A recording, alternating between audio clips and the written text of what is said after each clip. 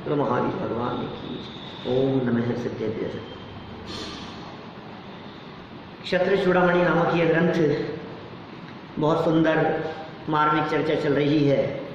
राजा सत्येंद्र युद्ध क्षेत्र से विराम को प्राप्त हुए, युद्ध के बीच से विरक्त होकर युद्ध के परिणामों से चित्त को शांत कर, अपने अंतर की कषायों को शांत कर दीक्षा लेने का भाव आ गया।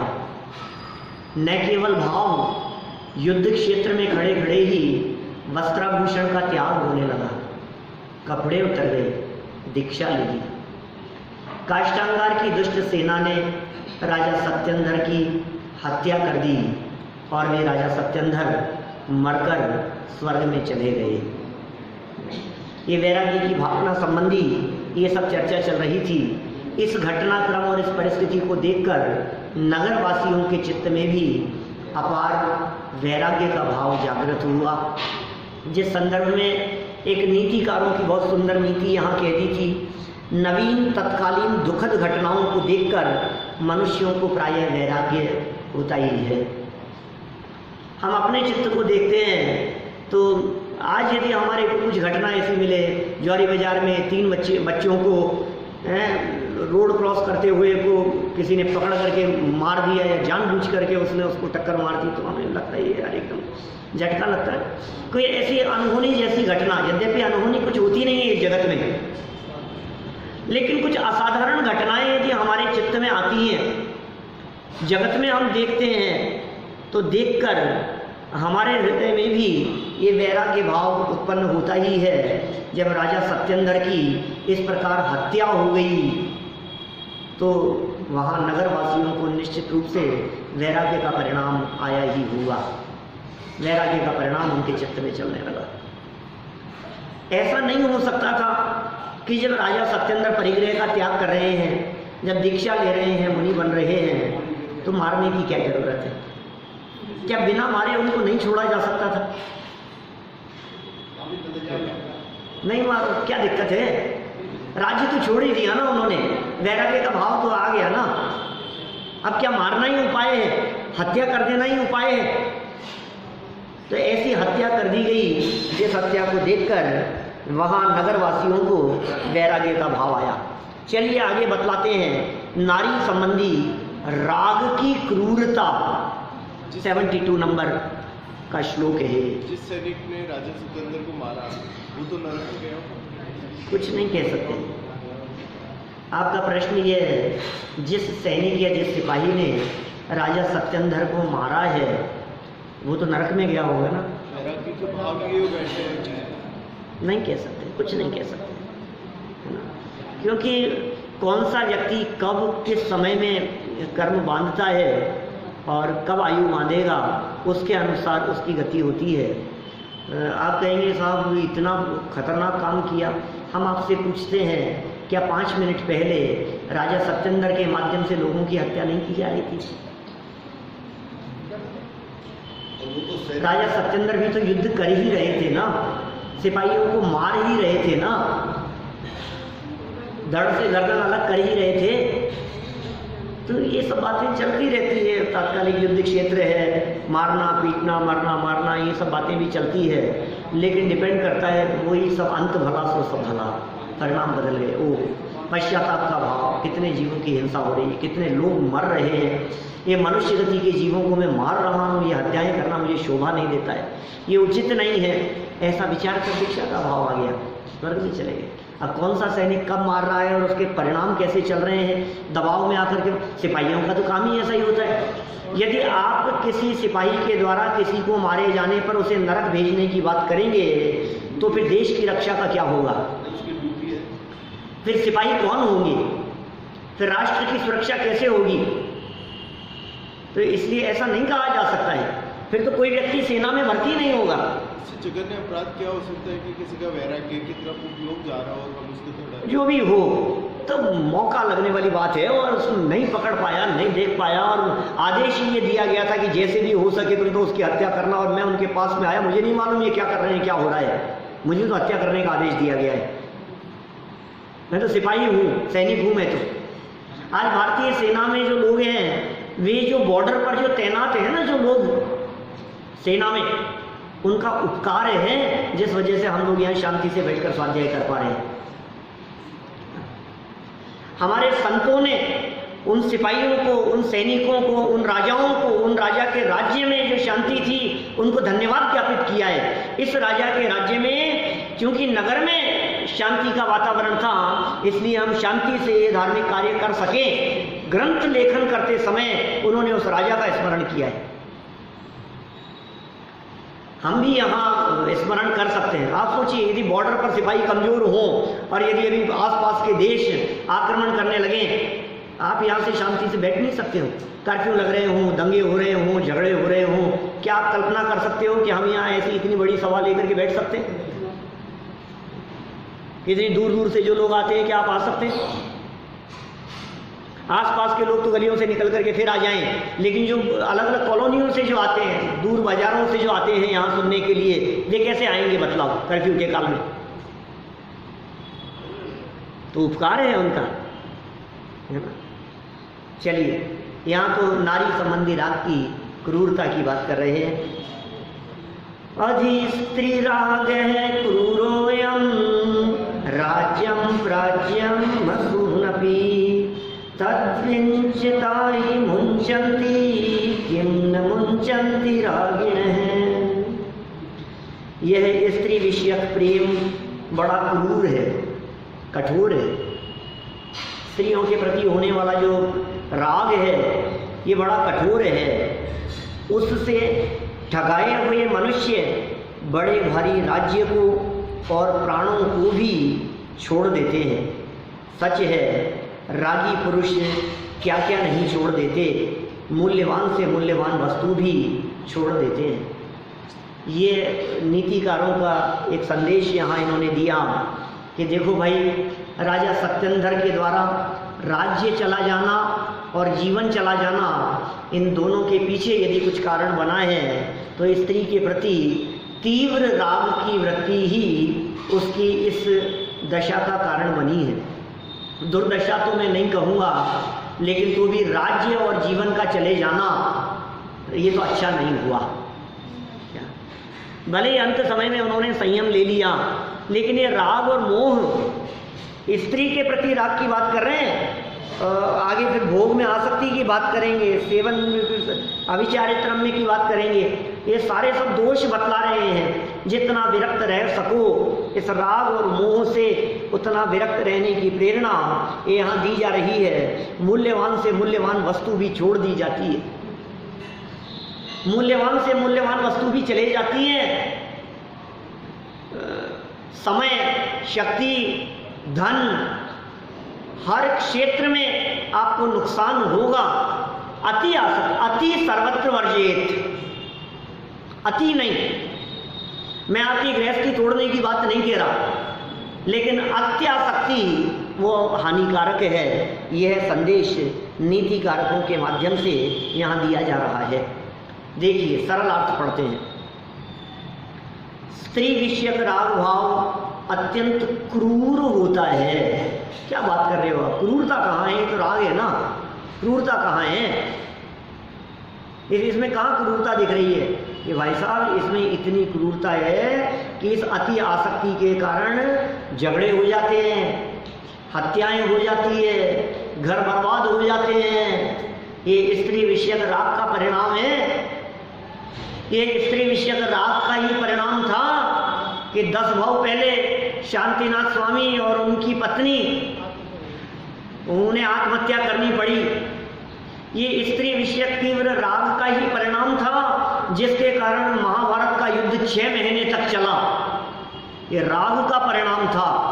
क्या ये क्रूरता का परिणाम नहीं है? द्वेष की वजह से युद्ध नहीं होते, राग युद्धों का कारण हुआ करता है।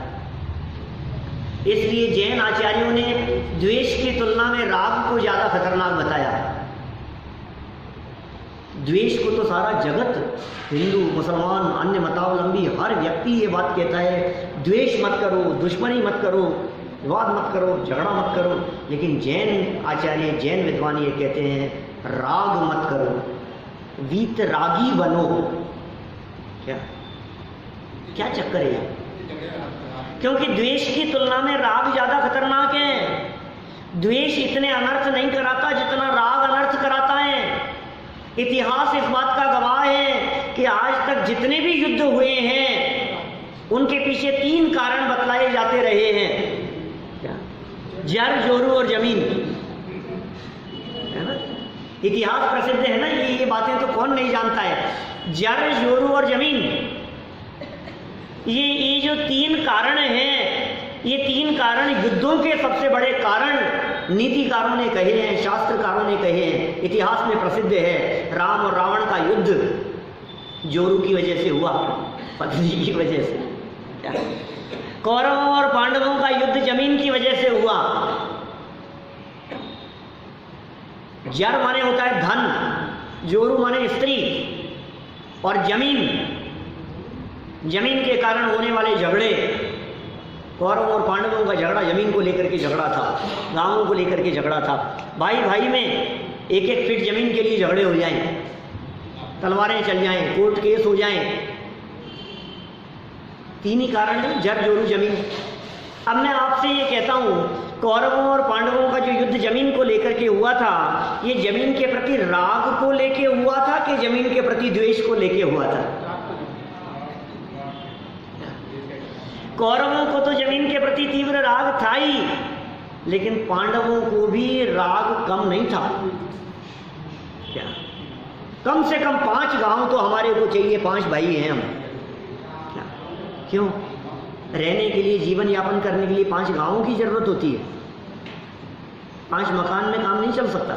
6 फुट जमीन। क्या? 6 फीट जमीन बहुत है।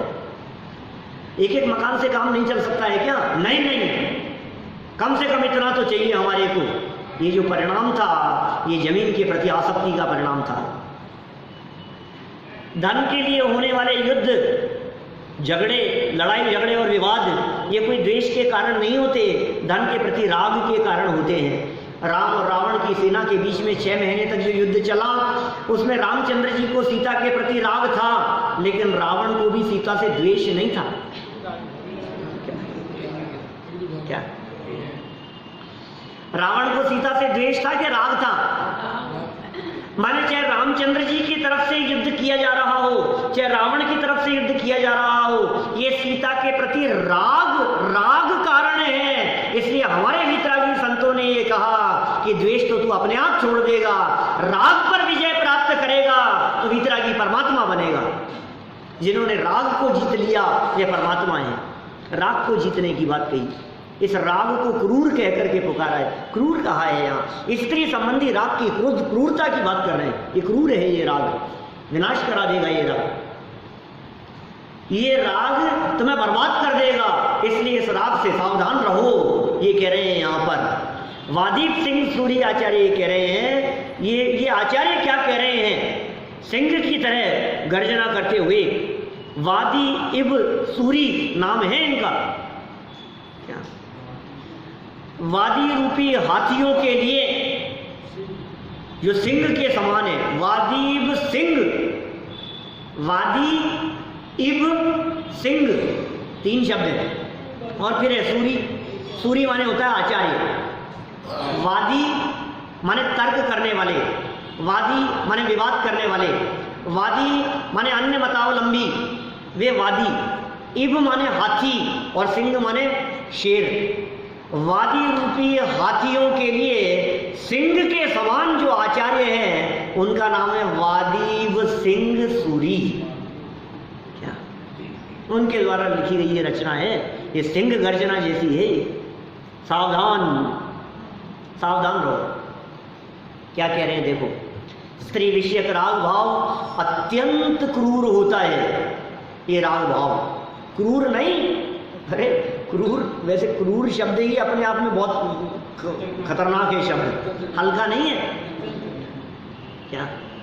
ये व्यक्ति बहुत असावधान है, फिर कह नहीं ये व्यक्ति बहुत निर्दयी है।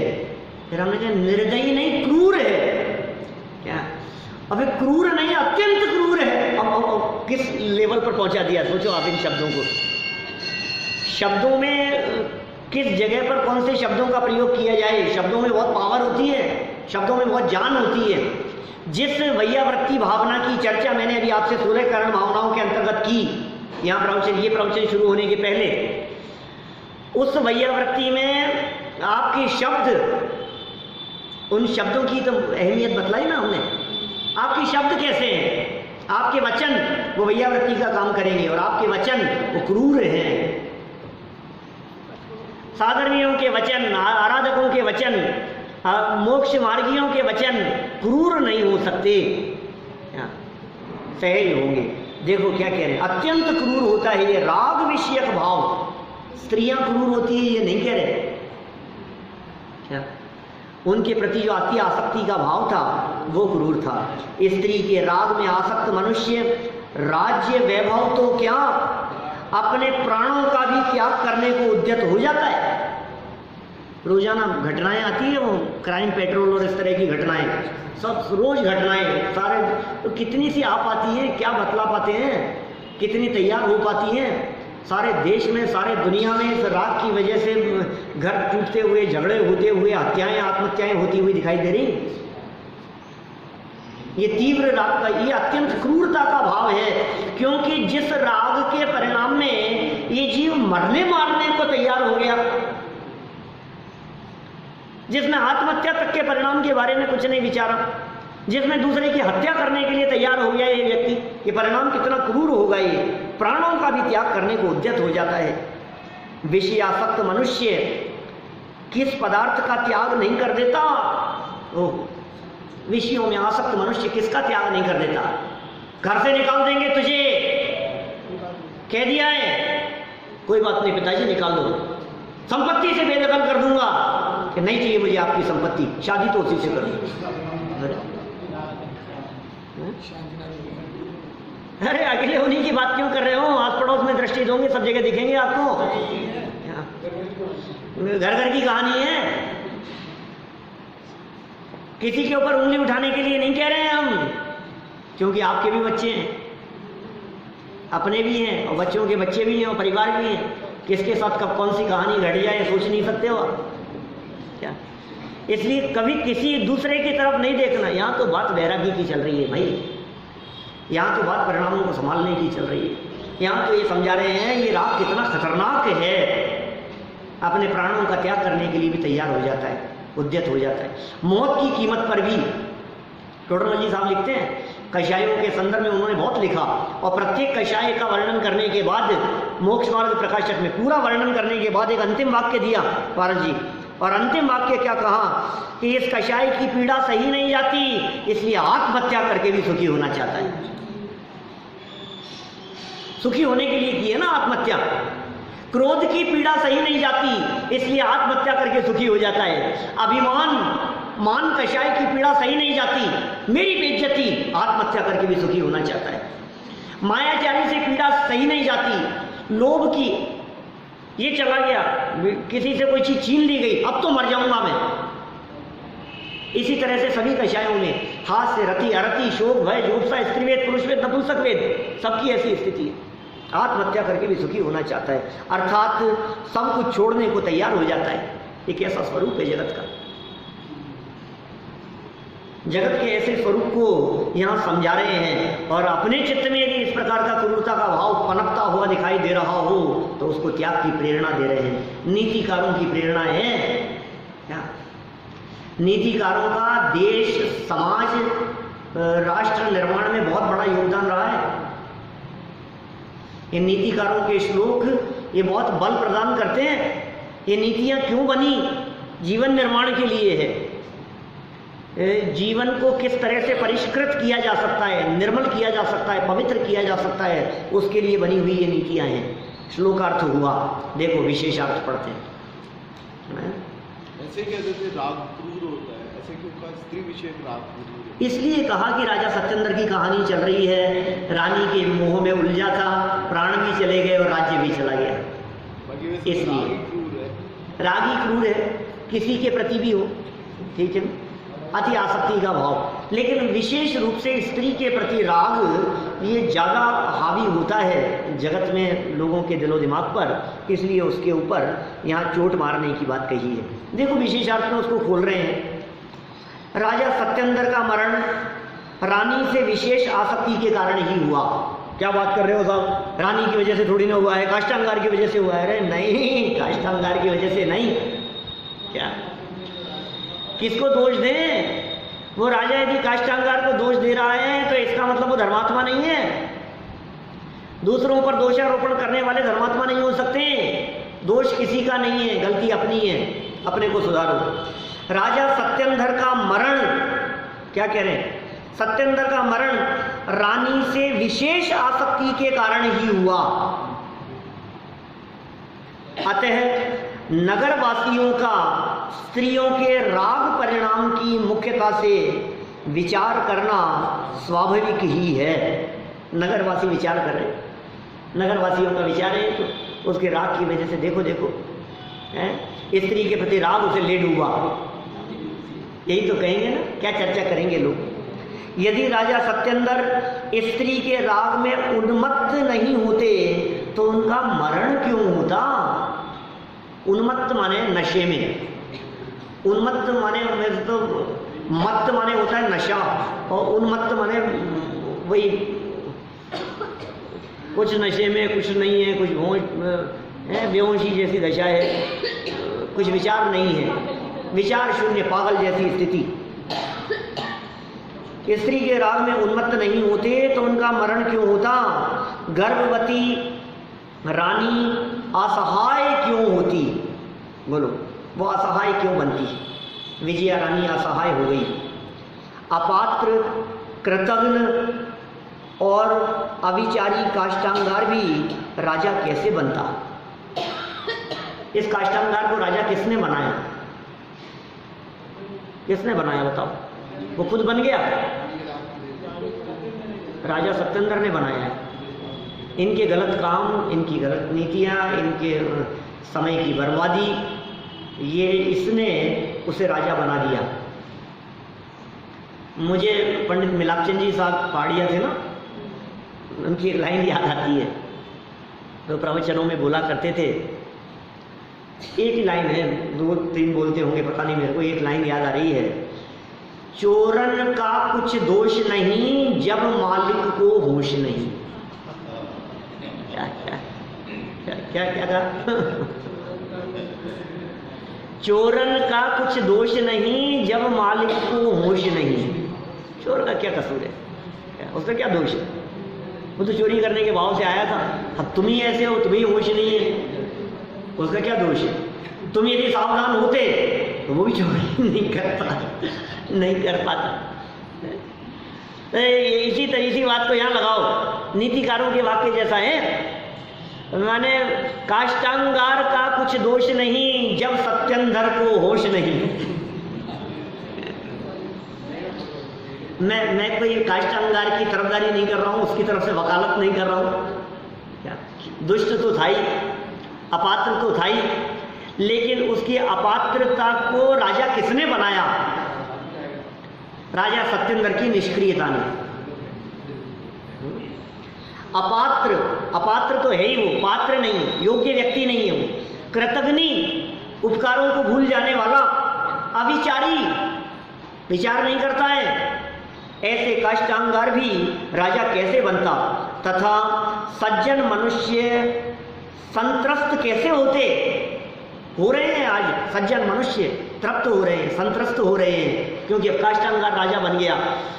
धर्मदत्त जैसे जो मंत्री थे, अब उनका क्या होगा? राजा के हित चाहने वाले जो लोग थे, अब उनका क्या होगा? प्रजा में जो धार्मिक विचार रखने वाले थे, अब उनका क्या होगा? अब जब नगर में जिन मंदिरों का निर्माण नहीं होगा, अब नगर में धार्मिक आयोजन नहीं होंगे, वो राजा क्रूर यदि है तो क्या होगा? सोचो आप। 2-4 दिन पहले मैंने टोडरमल जी की कथा आपको सुनाई थी। क्या आपको पता है, राजा के कान भरने के आधार पर जो टोडरमल जी की हत्या करा दी गई, उसके पश्चात जैन समाज में बहुत उग्रता का वातावरण छा गया, विद्रोह का वातावरण फैल गया, और उसके पश्चात राजा माधो सिंह, जिसके आदेश से ये काम हुआ था, उसने नगर में जैन मंदिर बनाने की घोषणा की, जैनियों के प्रति बहुत प्रीति प्रदर्शित की, वात्सल्य प्रदर्शित किया, सहयोग करने की भावना, आपके लिए जो धर्मशालाएं बनाओ, मंदिर बनाओ, बहुत काम किए उसने। उसके द्वारा अपने किए हुए का पश्चाताप उसे हुआ। मेरा ये कहना है, राजा यदि आपके हित में हैं तो धर्म आराधना होगी, धार्मिक आयोजन होंगे, धर्मशालाएं बनेंगी, जिन मंदिर बनेंगे, मंदिरों का जीर्णोद्धार होगा, ये सब राजाओं की उदारता का परिणाम है। और राजा यदि उदार नहीं है तो आप पंचकल्याणक नहीं करा सकते, आप धार्मिक आयोजन नहीं कर सकते, आप जुलूस नहीं निकाल सकते, आप प्रभावना नहीं कर सकते। ये सब राजाओं का उपकार है।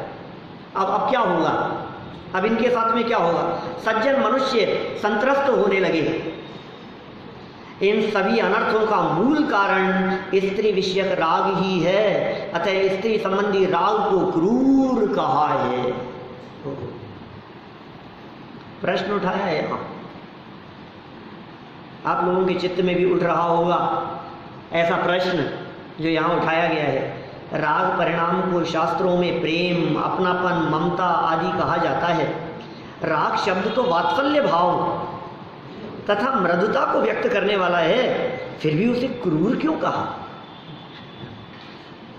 क्या बोलो, ये क्रूर क्यों कहा आपने? मन में तो भाव उठता है ना ऐसा।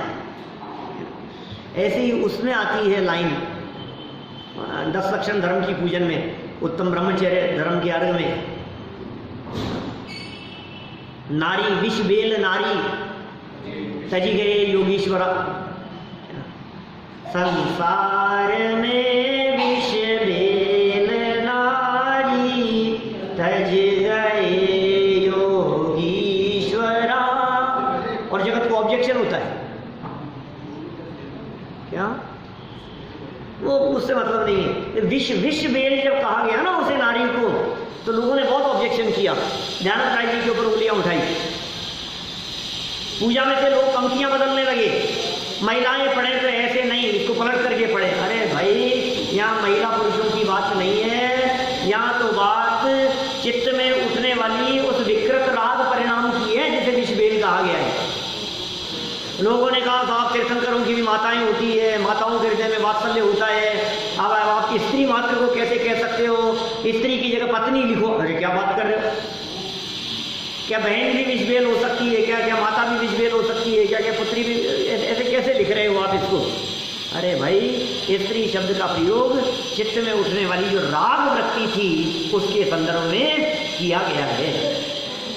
यहाँ प्रश्न उठाया, वात्सल्य और मृदुता को व्यक्त करने वाला है राग परिणाम को, और स्त्रियों के मन में जैसा अपनापन होता है, माँ बेटे का जैसा प्रेम है, क्या गाय और बछड़े की जैसी प्रीति है पुत्र के प्रति, तो ऐसा वात्सल्य भाव जैसा स्त्रियों में देखा जाएगा वैसा पुरुषों में सहज ही नहीं होता है।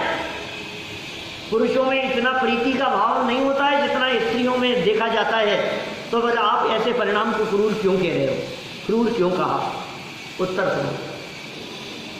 स्त्री विषयक राग के वशीभूत अज्ञानी तथा पापी मनुष्य अति कठोर, भयंकर, अमानवीय और क्रूरतम कार्यों को करने के लिए भी सदा तत्पर रहते हैं।